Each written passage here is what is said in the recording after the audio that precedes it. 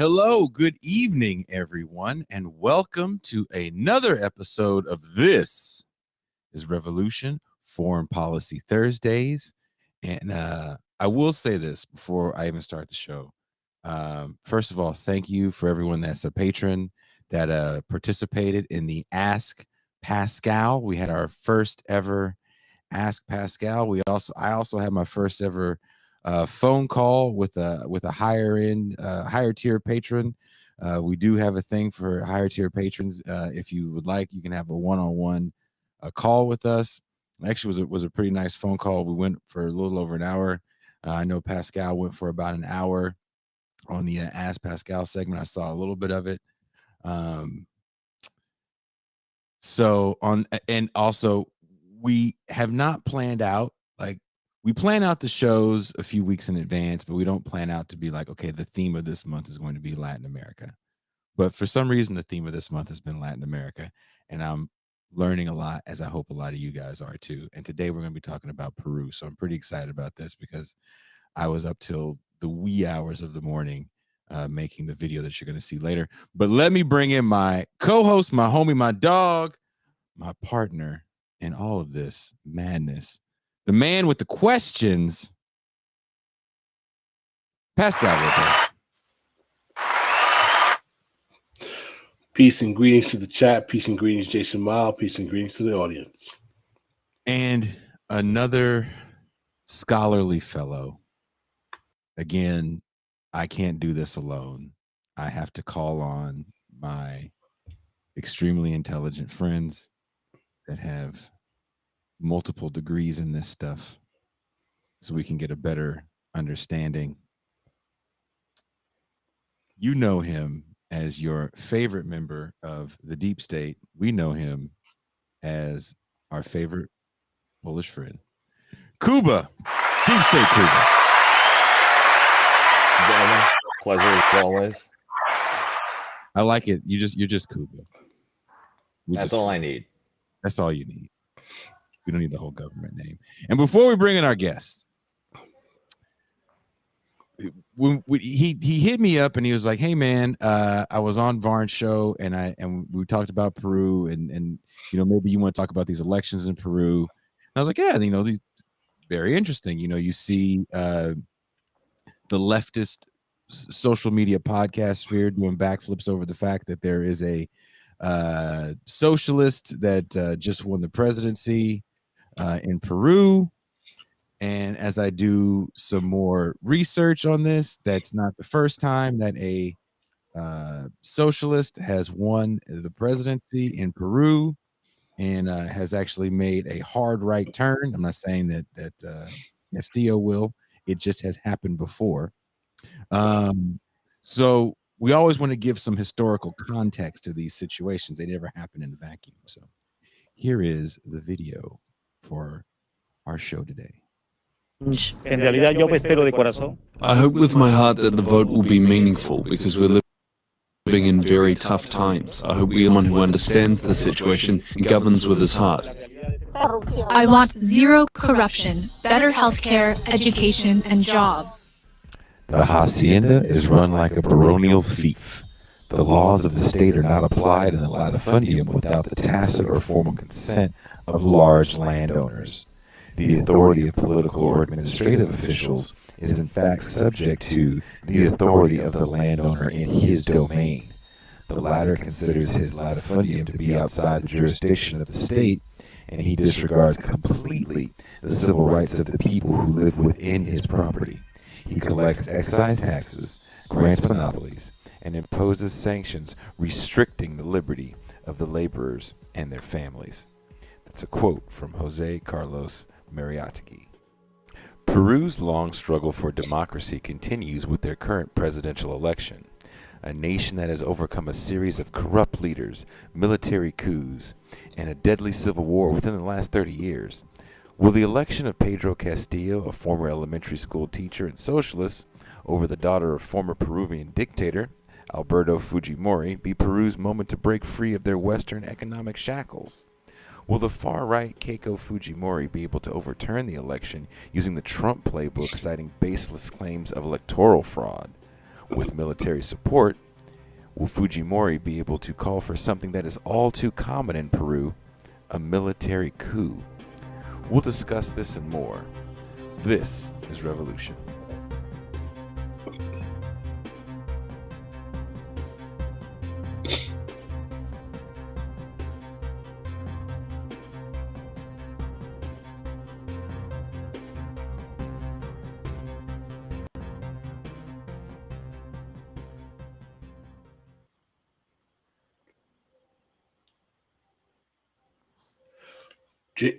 We lost your sound, Jay.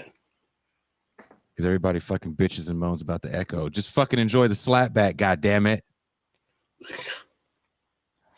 I play music in a rock band. Of course I have echo everywhere. It covers up the fact that I play sloppy slows. So he is a freelance journalist and podcast host from Peru.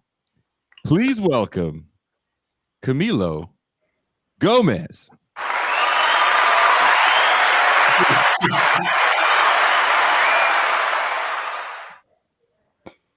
Thank you for joining us, coming all the way live from Peru. Are you in Lima? Yes, I am in Lima. Well, thank you very much for reaching out. Thank you for joining us. Where do we begin, fellas, when it comes to the Peruvian question?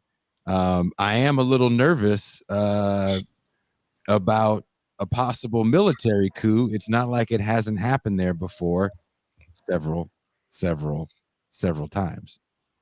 What would stop it from happening this time?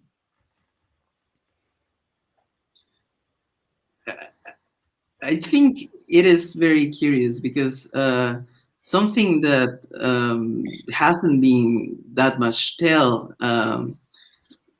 It is the fact that Castillo has support, and it could sound strange because people relate the military with the right generally in Latin America, and that's true.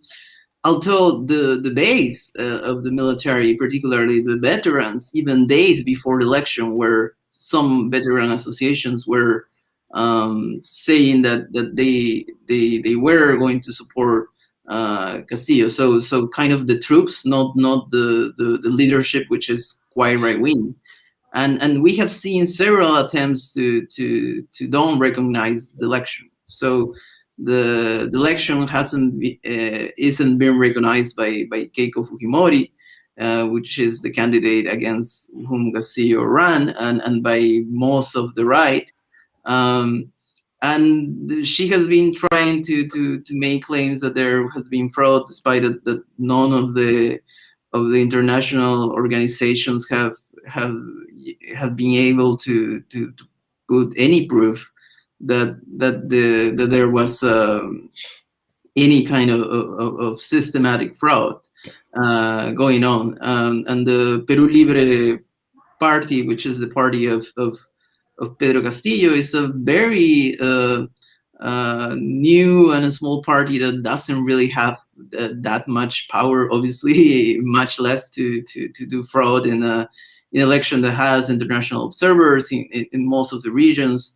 There was an important coverage of the press, and Pedro Castillo being from Cajamarca, so the press was covering even like rural parts of Peru. So it's not there are not in any kind of guide that there has been any fraud. Neither the electoral authorities or the international organizations have found any kind of proof of fraud. Despite that, the right has some, even openly, there has been a military letter signed by many, including the former dictator Francisco Morales Bermudez, calling for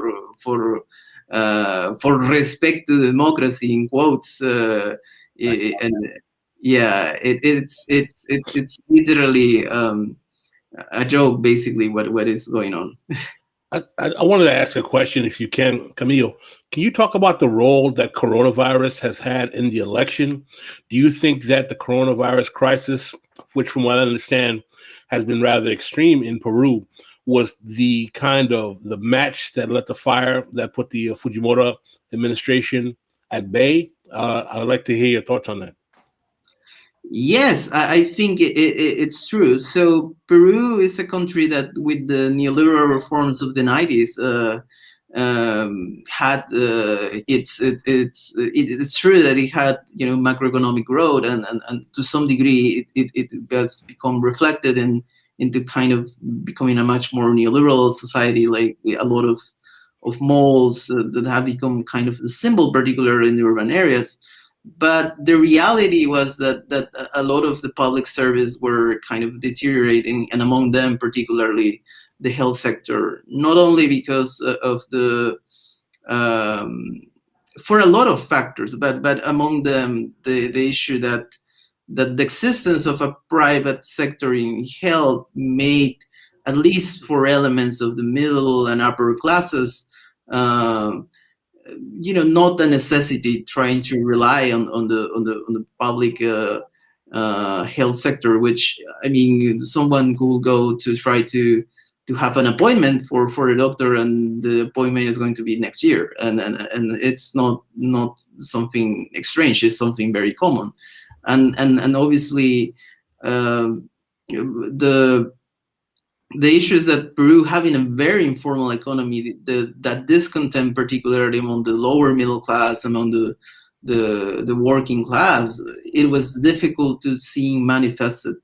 And within the context of the 90s, the 80s and the 90s, and the kind of terrorist violence, like obviously any kind of leftist movement was kind of accused of being more or less sympathetic to terrorism, even if many were actually quite opposed. And the interesting thing about this is that the COVID-19 pandemic was praised, like its international coverage startly was the Economist wrote an article about the early lockdowns in Peru, quite positive, and it was kind of strange. The issue is, it's true, Peru had a very small healthcare infrastructure to begin with, but the issue was that the many people in Lima come from the interior of the country,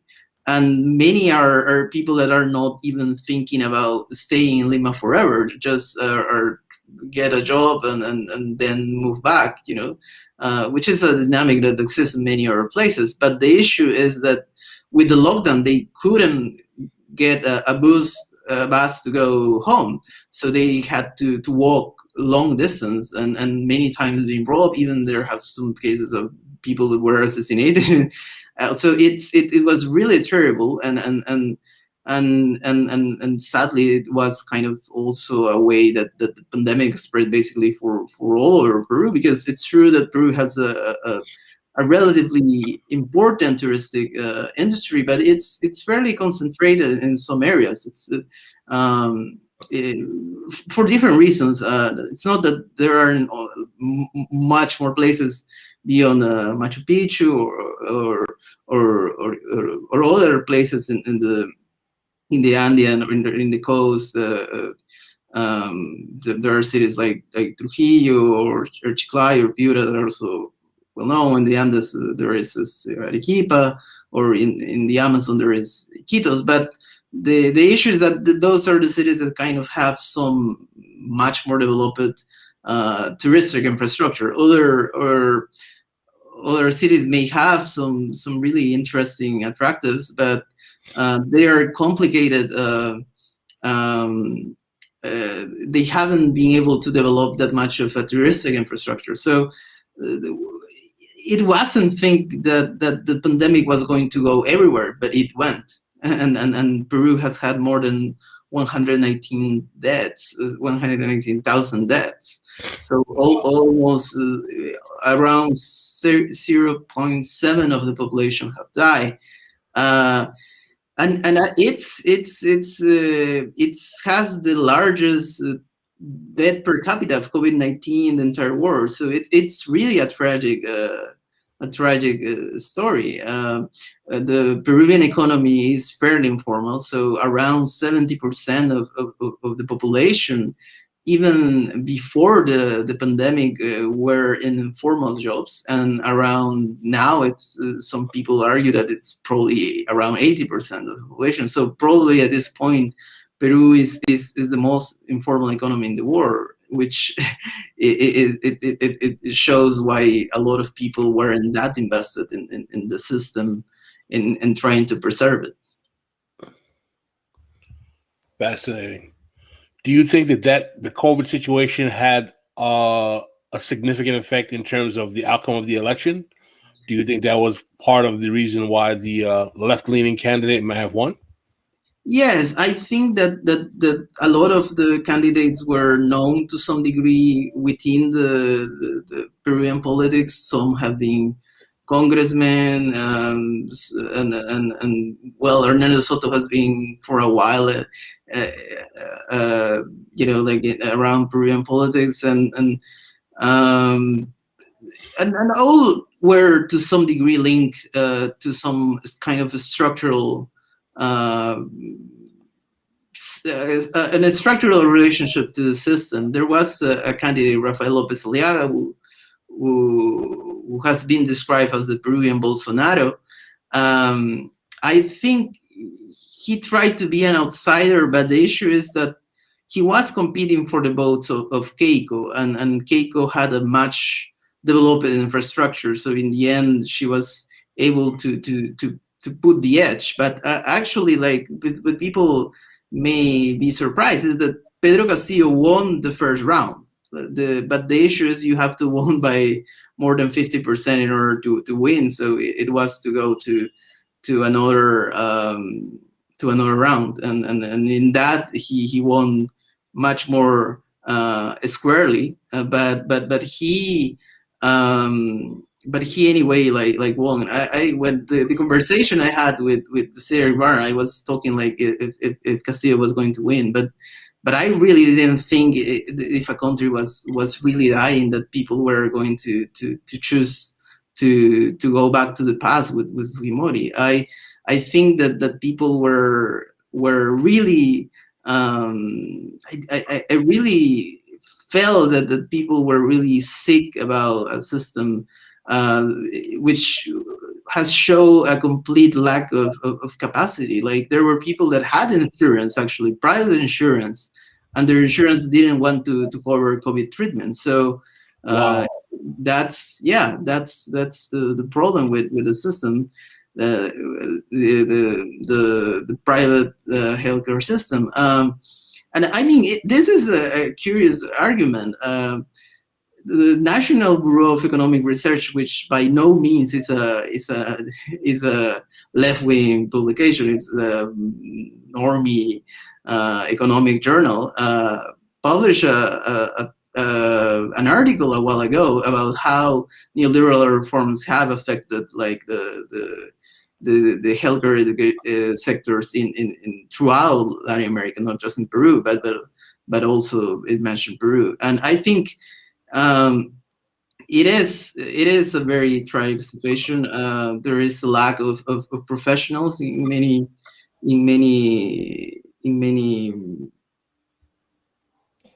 fields in medicine.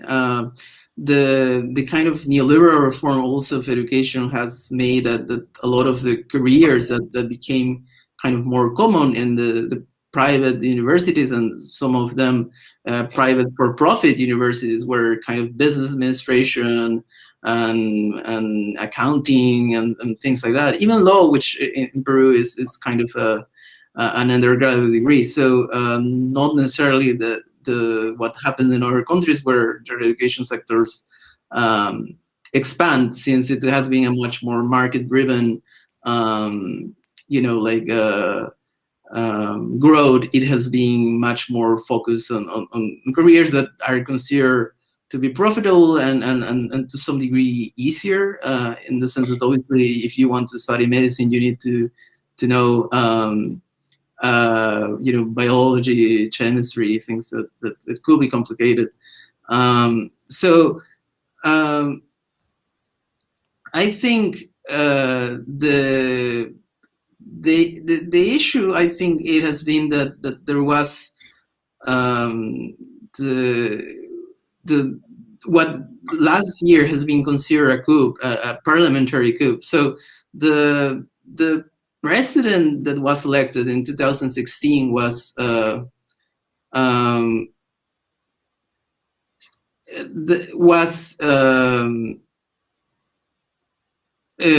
Pablo Kuczynski. So Pedro Pablo Kuczynski is a neoliberal, more or less, economist.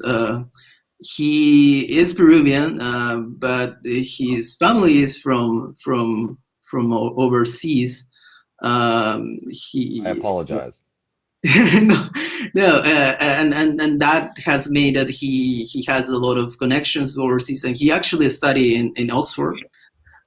He did his undergraduate, I think, in philosophy, politics, and economics, which is, I think, for a lot of future politicians, quite common undergraduate. And then he did an MBA in Princeton and worked in Coca-Cola, I think, and in the several corporations. He has been in many places of importance throughout his life, and he has been Minister of Finance for many years in Peru in different governments. He's I think a fairly technocratic politician, obviously fluent in English and well connected to kind of more cosmopolitan in some way that Keiko would actually. In the second round, he ran against Keiko, and Keiko was at that point a little bit more populist, and she had a kind of more of popular base support. I think there is some element to Keiko and the kind of popular capitalism, because in urban areas, particularly in the coast, there has been some economic growth. As I mentioned, malls have become a very important symbol of kind of this growth. And I think it is she kind of had, developed some kind of rhetoric of popular capitalism, and in that way she had some support, working class support. But PPK was seen as so much more integrally close to the elite, and obviously the anti-Fujimorismo, which is I think a political movement that goes from different ideologies, like from left to right. Although the right it's very small, but it has some elements which are quite curious, that have always hated Keiko, and was able to win, but Keiko didn't recognize the results and was always trying to create mayhem in the PPK government, and they were able to remove him from office because they had the majority in parliament, and they did the same in the context of the pandemic in November of last year, and it was actually like only the coup only was able to back down because it was massive protests, which sadly led to protesters dead and many more injured, some very seriously, and it was a tragedy, and I think something about that is really interesting to understand the kind of situation. Some argue that the police has been fairly on the side of the coup, and there is some elements that indicate something to that effect, to some degree, that there were elements of the police. So it's also true that some people, like, knowing that there was going to be repression, like actually like they took vacations and things like that, and it was curious, like, that developments. But what it should be said, is that the military was much less convinced. And I think some arguments that were about the military kind of ambiguity toward that coup was the fact that the military is not completely sure about the control of the troops. So if they took a very kind of a strong stand, they may have to face an internal rebellion. I think the police, well, it's diverse also. Like the police is much more urban. The military sometimes have people much more rural, in places where kind of the only thing to move from there is basically join the military. Not that it's only Peruvian story, but it is fairly particular. And what makes particularly that is that in rural places, obviously, many people have an indigenous identity, which kind of complicated the relationships, because many times, like, the leadership of the military is white. Well, in the police is much less racial difference, because the police are within cities generally, and that is much more kind of more. There is kind of more control of that. So I think that there are these elements which I think also help us to understand what then was developing. So when Manuel Merino took office, who was a congressman from the Popular Action, was a center-right party, but I think he and many are much more far-right figures, and I think the party has become much more far-right within the last year particularly, and it was very curious because obviously he was in office basically one week, so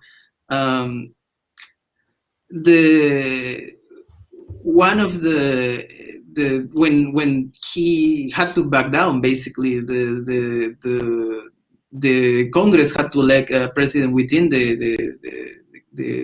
within the members of Congress. So the congressman was elected was the Francisco Sagasti, who is the current president. He is an engineer who has a graduate degree in operations research. Has been an academic and has worked for the World Bank. He's well-connected also, kind of more. He's I guess a liberal in the American sense to some degree, although much idiosyncratic to the Peruvian context. I think he did a really important effort, because Peru hadn't being able to buy any vaccines, and he actually led a very important effort to buy vaccines. But the vaccination process was murky in the sense that there was discovered that the prior government had been able to get vaccines and sign some deals with Sinopharm, which is the Chinese vaccine, and that generated a lot of controversy. The curious thing is that Peru was among the countries that had a lot of skepticism toward vaccines, but it seems that the fact that a lot of functionaries wanted to vaccinate it, like people started to think, oh no, if these people want to be vaccinated, it's because this thing works. So the perception toward vaccines started to become much more positive, which was a kind of a strange development, but it happened. And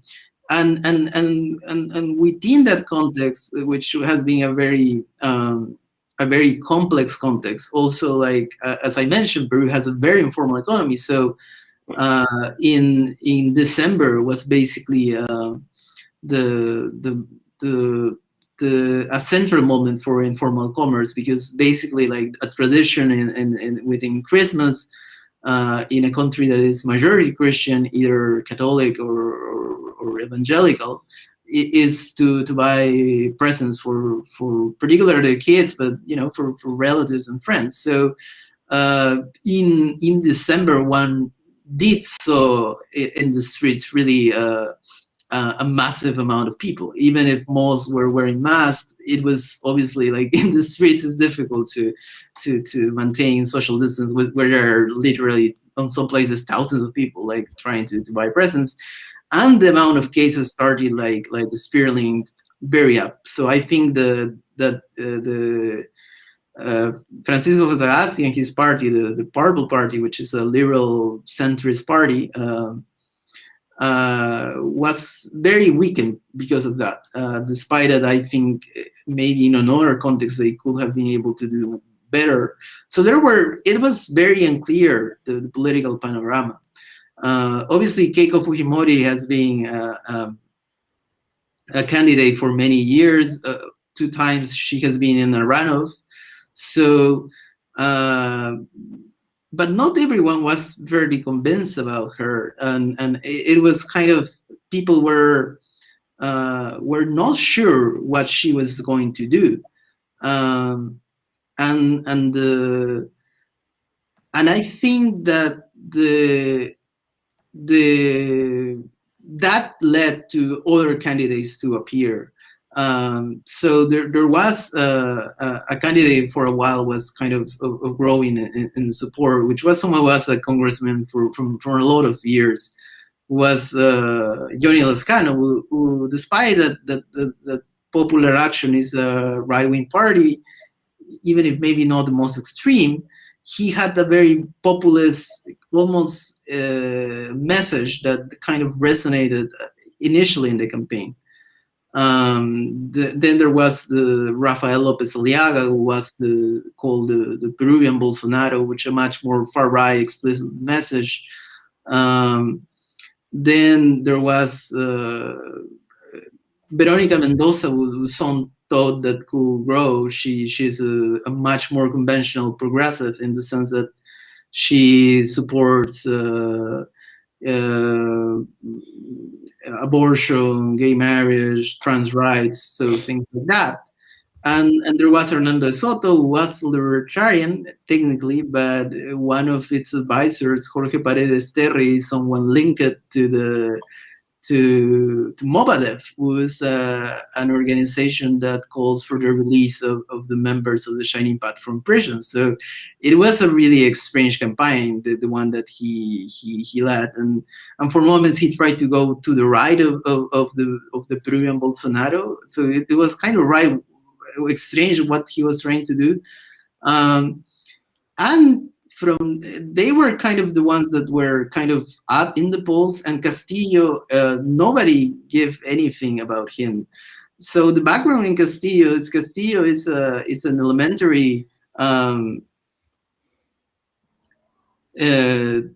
teacher who and a peasant in Cajamarca, in a region in the rural Andes, which has been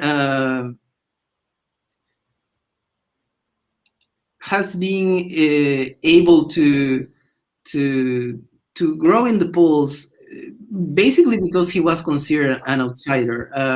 He was known because he led a protest in 2017, was very massive, and the teachers' protest, which is interesting in the sense that the teachers' union, the large teachers' union, is actually led by the Communist Party, by one of the Communist Party, because there are several. But so he rose against the leadership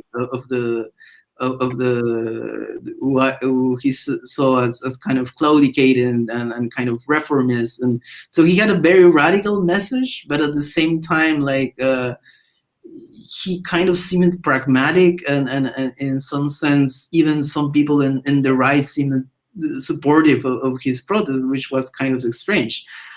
Something that should be mentioned is that he was a member of Peru Possible, which is a party, a centrist party that with the time moved to the right, but he also tried to inscribe his own party, and actually, like, he was able to do so, and just last year he joined Peru Libre, which is his current party, and it was curious because the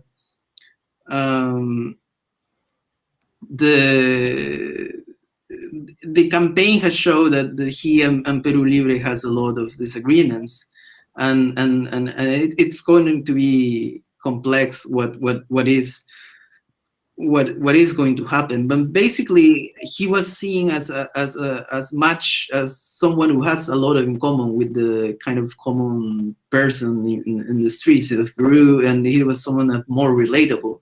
And he did a kind of door-to-door campaign in some way. He basically went walking around Peru, which was something that led to him growing in the polls and kind of even the surprise of victory first in the first round and then in the second round. And I think here's where we are. Camilo, you mentioned that a big part of this election was based on rejection of the system. A great deal of Peruvians are in the informal economy. They don't benefit from the system. They see elites taking advantage of it, of a lot of self-dealing through neoliberalism, the decay of things like public education, public health, and this represented a rejection of the system that brought everything to the point that we're at. To what extent does that cleavage of outsider voters that like Castillo because he's relatable, because he's not part of this cosmopolitan elite or part of the Fujimori machine, how does that map onto the other big divides and cleavages in Peru, urban versus rural, Creole versus Incan or ethnic, as well as the class difference? Yeah, I mean, it's interesting because, like, there are a lot of political scientists who have written about how parties in Europe now represent a much more wealthy, kind of upper middle class, well-educated. But Castillo seems stronger in the rural areas among indigenous and mestizos that are poor or maybe lower middle class, but it was kind of the opposite. So it was really a true working class campaign in a way that it doesn't seem like a campaign that did have many funds, didn't have many coordinations. It was kind of chaotic for moments. I think that as you mentioned, kind of the divide has been a very urban in the sense of the coast. I think the coast has always been much more in some way integrated to the not, I will not say global economy, because obviously Andean in the Andes there is, in the more Andean parts, in the more highlands, there are a lot of mines which are more central than what happens in a bank in Lima. But the issue is that I think there are much more, in some ways, kind of had a certain much more optimism toward what could happen in large cities like Lima and the cities in the north like Trujillo, Chiclayo, Piura, and maybe even a city in the south like Ica. So in those basically cities where they build shopping malls, there's more optimism about what neoliberalism can do for you. Yeah, I mean, it's true. I mean, it could sound very strange, but the issue is that basically, like, authorities have been very unable to create any kind of public space, and there is a lot of high rates of crime, which is also a topic that I think benefited Castillo in some way, because he was a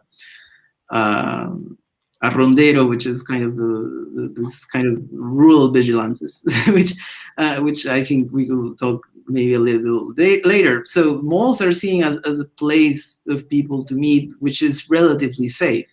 and for that, in particular in urban areas, I think has played a lot of an important role. But as I was saying, like this narrative of kind of popular capitalism that Keiko tried to do, it was much more difficult in areas of the Andes, and particularly in Puno. Like for those maybe who are not that familiar with anthropology or archaeology, like Puno has a lot of presence of the Aymara, and the Aymara had been central to Tiahuanaco. Tiahuanaco has been considered kind of a very commercial civilization where a lot of trade networks that were central to the expansion of Tiahuanaco. So it was not necessarily like the idea that civilizations expand via war, but rather via trade. And in some ways, they had already a narrative like that was different than the popular capitalism, but it was kind of their own. A lot of people link the counterfeiting with Puno, because Puno is very close to Bolivia, and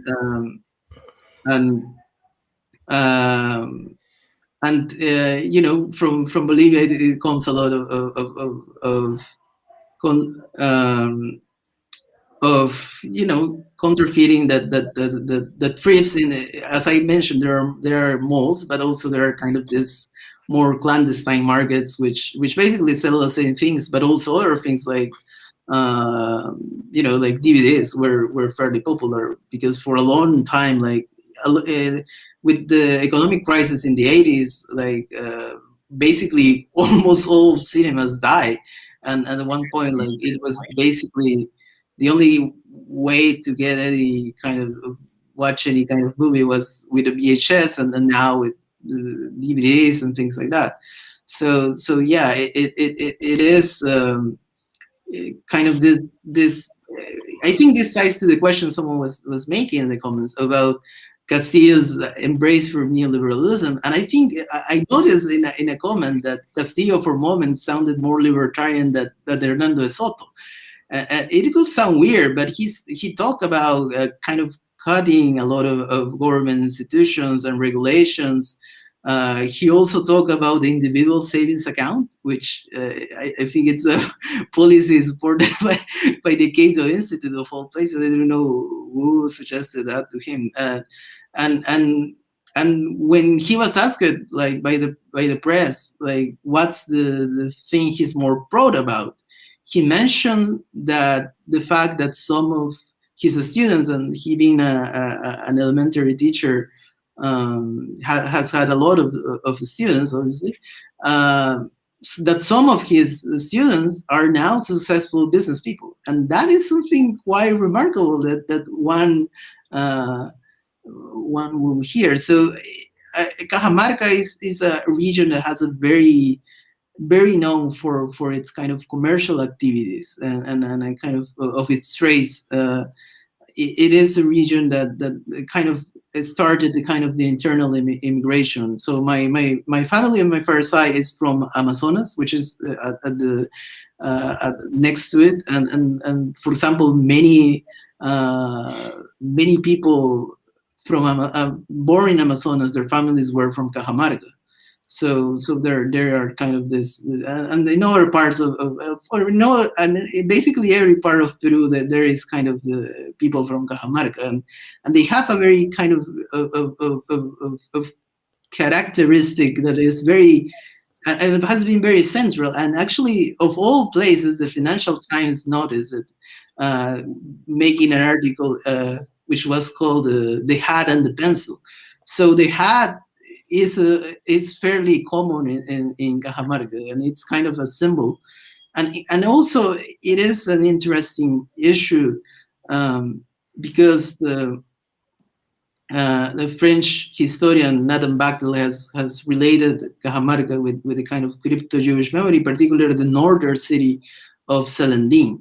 And while it's true not everyone in Cajamarca is a crypto Jew, a lot of traditions and customs, including the Shiva as a funerary ritual, are kind of very defined, quite extensive there. So and it's quite curious, because that generates kind of some ethnic ambiguity, and in that ethnic ambiguity, Castillo defined himself as a paisano. So paisano is a term to try to give certain familiarity. Sometimes it's used directly to say, I'm from this town, I'm from the same town. But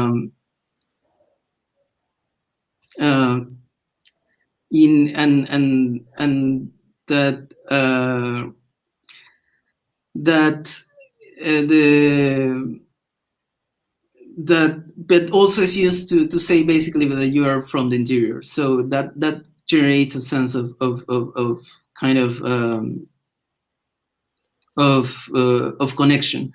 So I saw the question that why if Castillo talk. I wanted to pick up on that question. I had something that I wanted to ask, which I think dovetails very well with the super chat.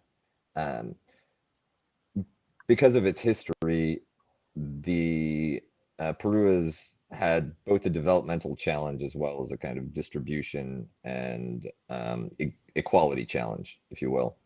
And does the libertarianism or the kind of market, especially local, small scale, kind of Peruvian paisanos doing things for themselves, which sounds like what Castillo was, that's the form of capitalism, or that's the form of commercialism that he seems to be, that he seems sympathetic towards.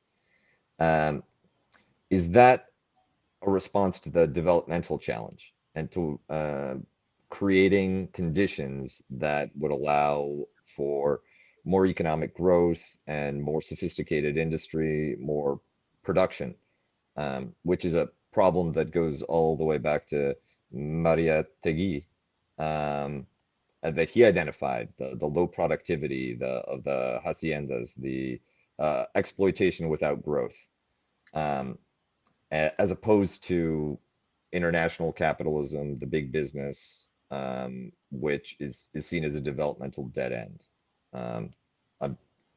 I don't mean to characterize Castillo, but I'm asking, is that something that might account for the different attitude towards big business as opposed to smaller level commercial activity? Yeah, I think that with Castillo is very curious, because the platform that he was kind of talking was the platform of his party, Peru Libre, but it seemed he always seemed much more heterodox. Like, people in Cajamarca are quite heterodox and have been considered fairly heterodox within the left. Edmundo Murrugarra, who is an anthropologist that at one point was a senator, he was fairly heterodox in the senator from the United Left in the 80s, but someone who for a moment sounded like basically a libertarian, like, and even more radical in some ways, like, because there is this sense of like, if the only thing I could do in order to live, because the state don't provide anything, is trading, like, let's not stop anything in that process, especially in the informal economy. Yes. So, but the issue also, it was that the peasant economy was kind of the complexity there, and with the agrarian reform, there was some hope that it will go in the way of Yugoslavia, in the sense of kind of creating a market socialism. But it kind of failed, because a lot of kind of, there was not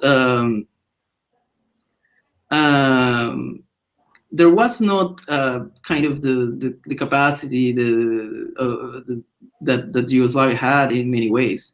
The only, I think, cooperative that still survives to this day from the time of the agrarian revolution was curiously in Cajamarca. So it's called the Atahualpa Jerusalem Cooperative.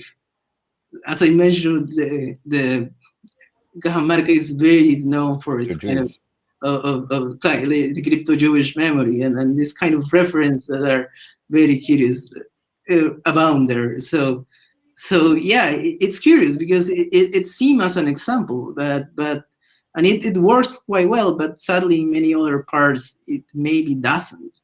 But Castillo was a beneficiary of the agrarian revolution, so it kind of ended the rule of the more basically kind of the transformation of the hacienda system in almost feudal republican era, and with that I think that it certainly kind of led to some degree of rethinking also about the kind of identities and kind of which I think it is quite complex, as Eric Warren has pointed out. It is something that doesn't necessarily correlate with the U.S. or even other countries in Latin America. And Edmundo Murrugarra was this former senator, was from Cajamarca.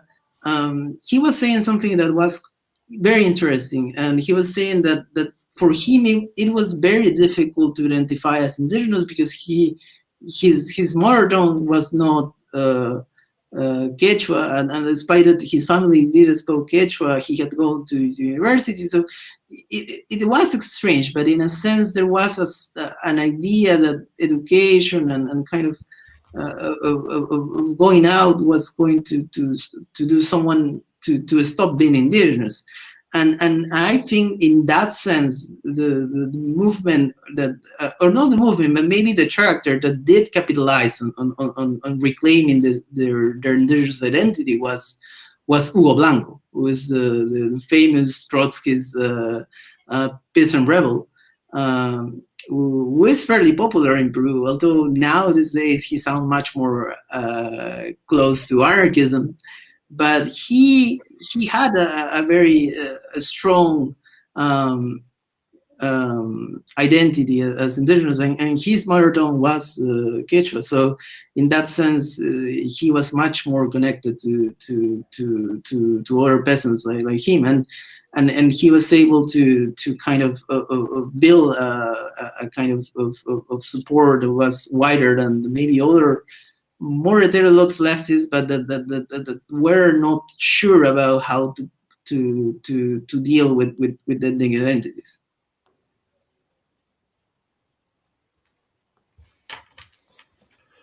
So one of the questions I wanted to ask you also is that what are the perceived kind of positions the United States has relative to this election? I know that the United States has agreed that Castillo won fair and square, but do you perceive of, if he does take power, potential problems in the face of the way in which the United States has been reacting to what has been called the pink tide administrations of South America and Latin America, that they might put certain types of obstacles to his effective political governance if he were to take power?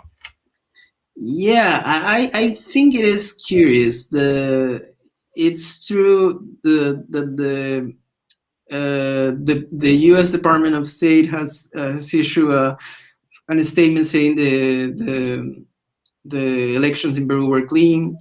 And that I kind of give a much more respectability, and I think that with that the claims of the coup become of the fraud become much less strong. I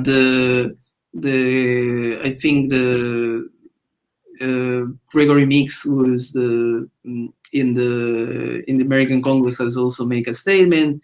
I think that the embassy is going to try to stay much more neutral.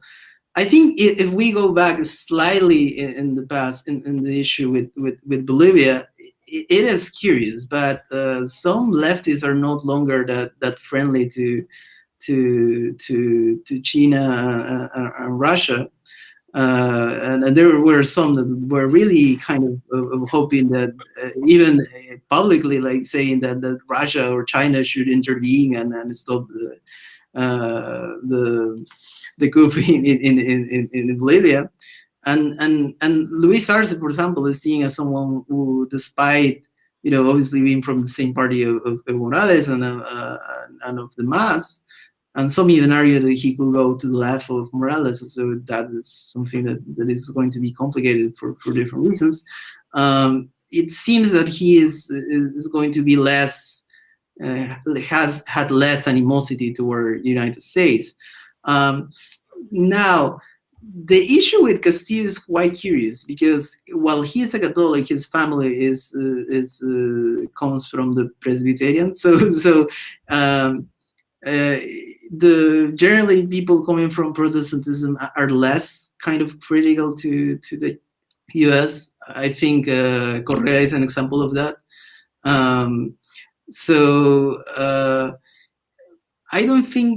I think that many in the party were kind of had much more animosity toward the U.S. Even the president of the party, which is very controversial, Vladimir Cerrón.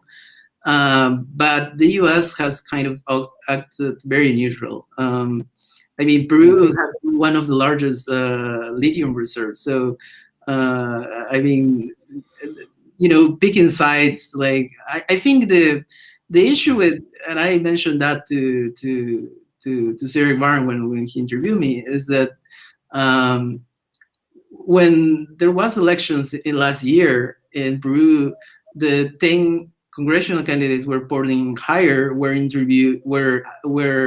invited to the U.S. embassy, and among the 10 people invited who were polling higher was someone who called Enrique Fernandez Chacon, who is a Trotskyist literally, and he declined the invitation, and actually that maybe helped him to have a very high amount of votes, because he made a statement in which he said that he wasn't going to go to a country that is deporting to the embassy of the country that is deporting Latin Americans.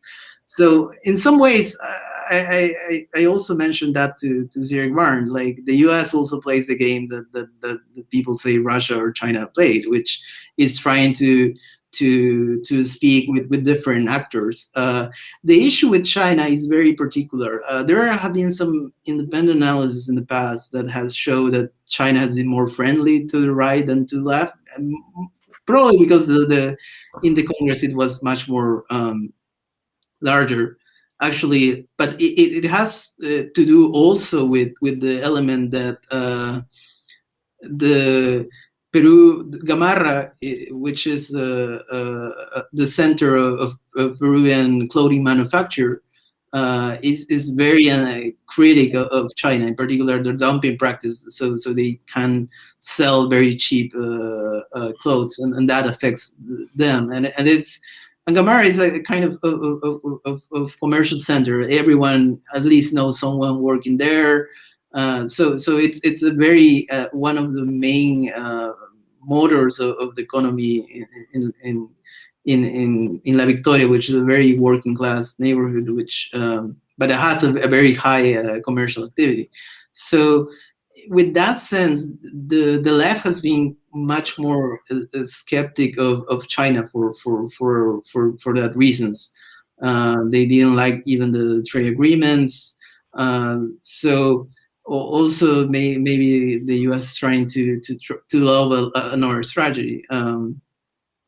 So I wanted to pick up on that actually, a couple of points. One is that China isn't just dumping its manufactured goods, especially textiles, into Peru, but Peru is also a major exporter of raw resources for the Chinese economy, mineral ores, petroleum, all kinds of mining supplies, and some agricultural goods as well. So there's a Chinese economic interest to maintain extractive industries and cheap labor in Peru, so that you can feed Chinese industry the most economically as possible.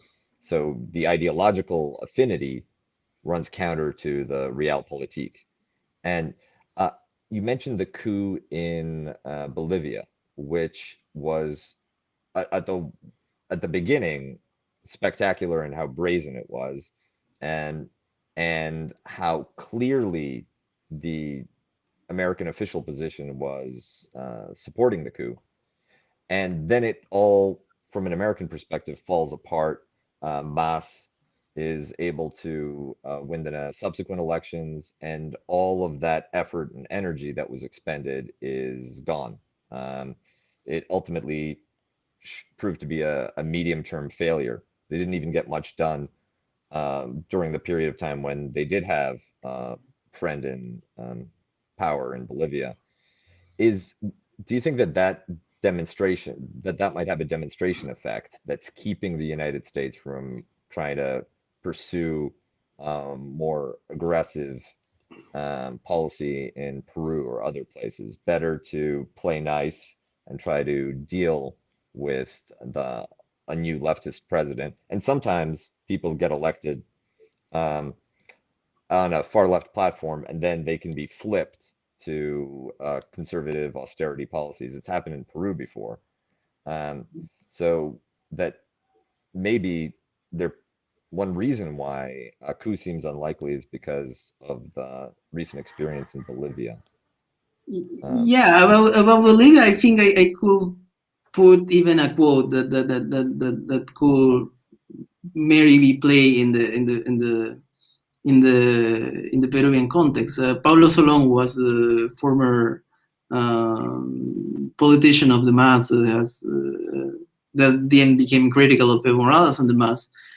Did say in an academic event a while ago that what he sees in Bolivia is kind of the playing of the Aymara kind of counterfeiting, like kind of this clandestine market running like Aymara, and the kind of the white cruceños, the white people in Santa Cruz who were kind of in the agriculture farming sector.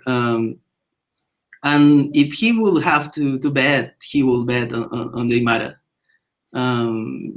And because they're constructing a discourse that has an hegemony, and I think the Peruvian white elite has also lost that ground, and I think that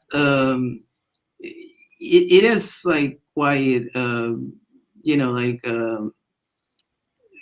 I don't think that there is a way that the US is going to be able to do the same now, for different reasons, because the context, I think, is very different. So Vladimiro Montesinos, like the advisor of Fujimori, now is in jail. Actually, like it was leaked, his conversation. I think that has affected a lot of the credibility of the coup claims, since Vladimiro Montesinos is obviously not a defender of democracy in any sense. But he did mention, that he was calling on supporters of allies of Keiko Fujimori to contact the CIA, and it seems that they were reluctant to do it because they kind of felt that this time they weren't going to take their side. I do think in some ways, I think the left-wing governments could end up being quite friendly toward the US in a very different way. I think this is not I think the more the first thing wave was kind of a much more anti-US for different reasons. Also, it happened in the context of George Bush, so it was a different context. I think this pink wave could end up being fairly different in a foreign relations spectrum. Also, something that it was very that I think is going to be very interesting is, as you mentioned, with the issue of kind of Castillo. So the Monday, the currency that had the higher growth was the sol, so which is the national currency in Peru, because Castillo had announced on the weekend that Julio Velarde, who is the chief of the central bank in Peru, he asked him to stay. So I think that in some ways Castillo wasn't as radical as some people might have believed. I think he said a lot of things, so I think that people should be very careful. Also, something that we haven't discussed is that Wait a minute. We're gonna I gotta hold that because we're over our hour, and I have to get into our patron only room before it closes. On this, are you going to be able to stay with us for a little while longer, Camilo? Sure. Yeah. So hold that thought. I'm not saying you can't finish it. I'm just saying save it for the premium patrons. Premium. That's premium content, man. A wise pimp once told me that the game was to be sold, not to be told. Was that Gene? That sounds like Gene. That was Fillmore Slim. Fillmore Slim is a blues musician as well, and used to come in the studio quite a bit. No bullshit. Pascal. Yes, sir. Are you ready? I know. See, you know what's fucked up? Camilo, Pascal has a litany of questions that he didn't get to ask you. So he's sitting there like, I need to get into the bonus half to ask this motherfucker. No. I'm enjoying the conversation. I think that Camilo is demonstrating the profound knowledge and expertise of his country that I think you that don't need questions. Yeah, we don't. You know, I'm actually thinking I should get a legal pad to take notes. Yeah. I'm just gonna bring Camilo on and move the fuck out the way. Yeah, that's what we're gonna do. So we're going on to the if you are a patron, we're going to the bonus patron half of the show. The link is already up on Patreon. Also, before we go, we do have some new merchandise up on the This Is Revolution webpage.